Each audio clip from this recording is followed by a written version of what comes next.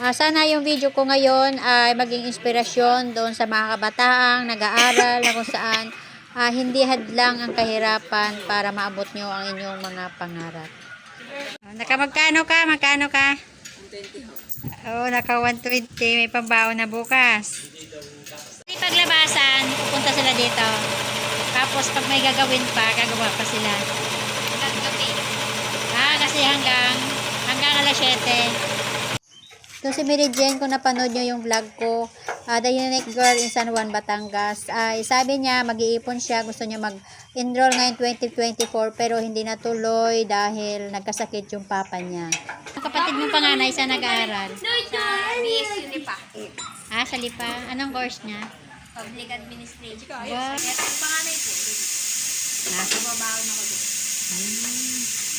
Ano po daling 300. 300.